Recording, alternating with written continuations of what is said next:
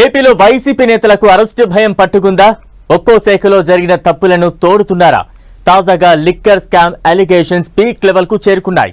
ఇదే కేసులో YCP MP Mithun రెడ్డికి, కసిరెడ్డి రాజశేఖర్ రెడ్డికి హైకోర్టులో చుక్కెదురైంది. దీంతో సిఐడి విచారణ వేగవంతం చేస్తుందనే ప్రచారం ఊపందుకుంది.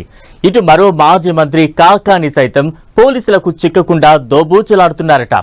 ఈ పరిణామాలతో ఏపీలో అరెస్టుల పర్వం కొనసాగుతుందా? మరికొందరు వైసీపీ నేతల అరెస్టులు తప్పదా? Let's watch.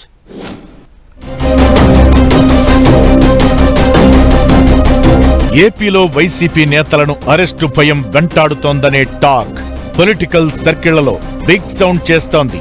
గత ప్రభుత్వ హయాంలో చేసిన తప్పులను వెదికే పనిలో పడింది కూటమి సర్కార్.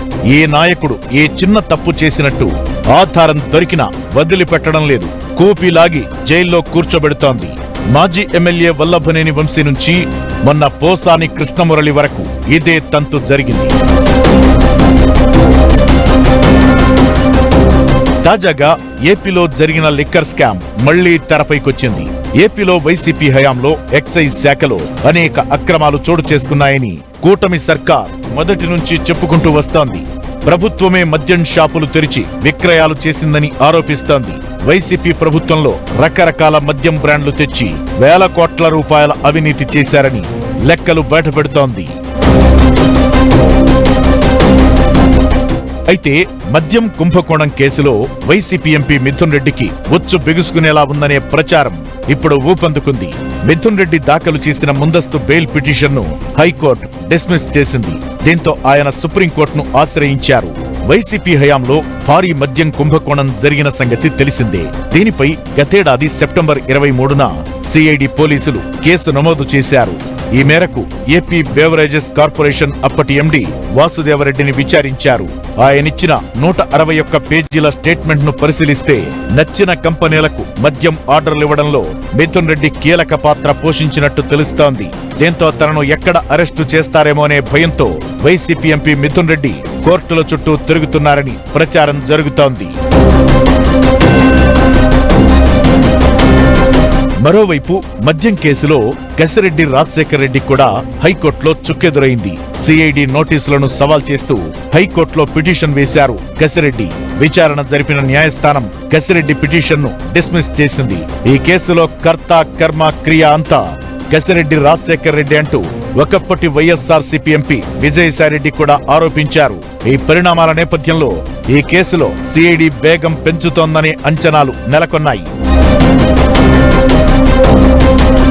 గత ప్రభుత్వ హయాంలో భారీగా లిక్కర్ స్కామ్ జరిగిందని, ఇది ఢిల్లీ కంటే చాలా పెద్దదని టీడీపీ ఎంపీ లావు కృష్ణదేవరాయలు పార్లమెంట్లో ప్రకటించడం, తరువాత హోంమంత్రి అమిత్ షాని కలవడం కూడా గుర్తుండే ఉంటుంది. తన దగ్గరున్న ఆధారాలను కూడా ఆయన ఏపీ సీఎం చంద్రబాబుకి వివరించారు. ఈ పరిణామాలన్నీ కూడా సిఐడి దూకుడుకు దోహదపడేలా ఉన్నాయి. ఇదిలా ఉంటే మరో మాజీ మంత్రి కాకాని గోవర్ధన్ రెడ్డికి సైతం అరెస్టు భయం పట్టుకుందనే ప్రచారం ఏపీ పాలిటిక్స్ లో చక్కర్లు కొడుతోంది. నెల్లూరు క్వాడ్స్ అక్రమ తరలింపు కేసులో విచారణకు రావాలని 3 సార్లు పోలీసులు నోటీసులిచ్చినా ఆయన విచారణకు రావడం లేదు. విచారణ మాట పక్కన పెడితే అసలు కాకాని పోలీసులకు అందుబాటులోకి రావడం లేదు. సోషల్ మీడియాలో మాత్రం తాను హైదరాబాద్ లోనే ఉన్నానని పోస్టులు పెడుతున్నారు.